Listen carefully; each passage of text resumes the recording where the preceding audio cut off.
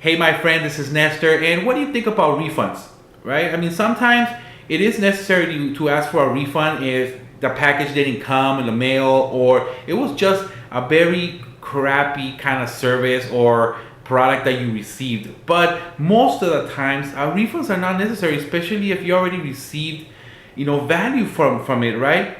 So the reason I'm talking to you about this is because my mentor just created a video about this, explaining about all these things about refunds, and it basically hit home because when I used to have my restaurant, I used to get people to ask for refunds all the time, right? And sometimes, it was expected. Sometimes they would taste it, and they would taste the food or something, and for some particular reason, maybe it was too spicy or something, they would ask for something else. That's understandable if you ask for something else.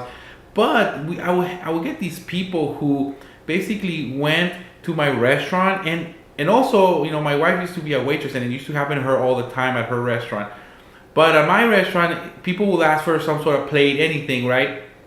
And they will start eating their food, and when they had like one or two bites left, they will come to me and be like, hey, you know what? I don't like this. I didn't like it. This, or this, that. And I'm all like looking at the plate, thinking to myself, you basically finished this whole plate. What are you talking about? You didn't like it. Why didn't you tell me before?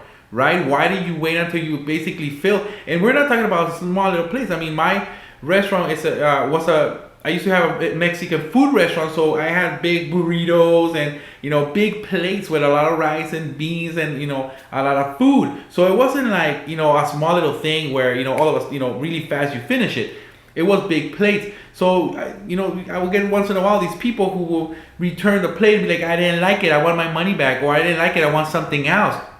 So it was just, of course I'm thinking about customer service, so I'm thinking about telling them, okay, fine, let me satisfy you, right? Because in the hopes that they'll keep coming back. But then I started thinking, sometimes it's not worth these people, because sometimes they kind of caught on that I will be a nice person and be basically either refunding their money or giving them something else, so they would try it again and again. But that's kind of like the same thing with other types of businesses. I don't know if you've ever kind of come in contact with those people, but I want you to watch this video from my mentor, because he's basically talking about this, about products that people have used basically for a whole year or something, and then they're asking for their money back, right? So in my particular view, I think that if you receive any kind of value from whatever you eat, from whatever you bought, like a plate of food or a product that you bought and you used it, and it actually, you used it and it kind of got you some value, then I don't think it's fair for somebody to ask for a refund back, right? Well, I actually want you to kind of watch this video, but also I want you to comment on my video right here and let me know if you agree or disagree with what I'm talking about, right?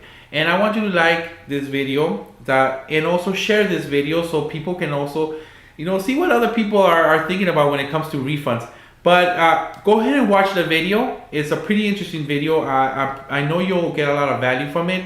And I know you will understand if you have ever been in that type of situation where somebody asks for a refund and they already got the value, right? And they're just, for some reason or other, they just want to get their money back or something.